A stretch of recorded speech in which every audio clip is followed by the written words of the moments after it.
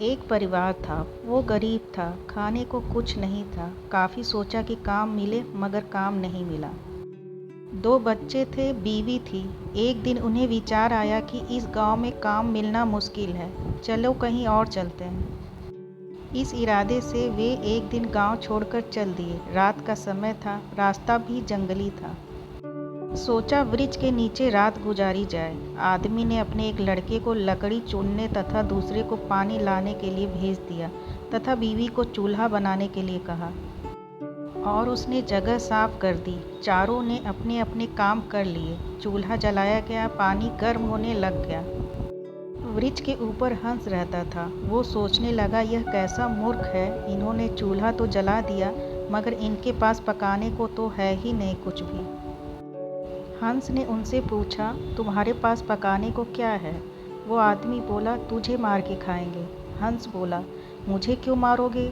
आदमी बोला, हमारे पास न पैसा है और न ही सामान, तो क्या करें? हंस सोच में पड़ गया। इन्होंने चूल्हा भी जला लिया है, सब कर्मशील हैं, मुझे तो यह खा ही जाएंगे। तो हंस बोला, अगर मैं आपको धन दे दूं तो मुझे छोड़ दोगे? घर का स्वामी बोला, हाँ छोड़ देंगे।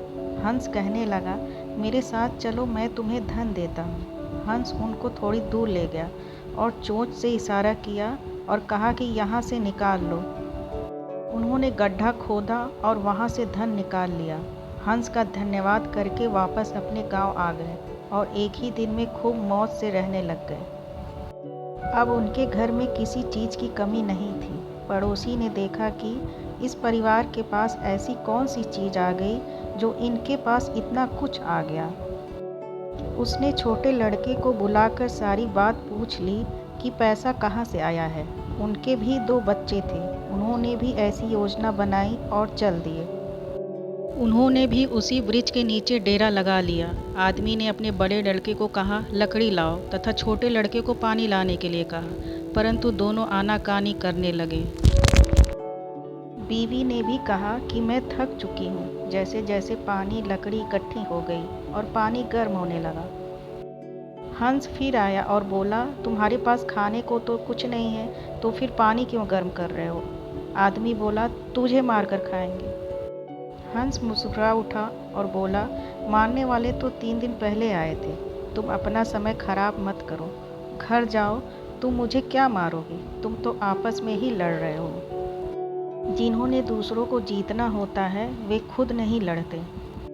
संसार का नियम ही ऐसा ही है। जिन लोगों ने तरक्की करनी है वे मिलकर चलते हैं, और आज भी संसार में उनका ही बोलबाला है।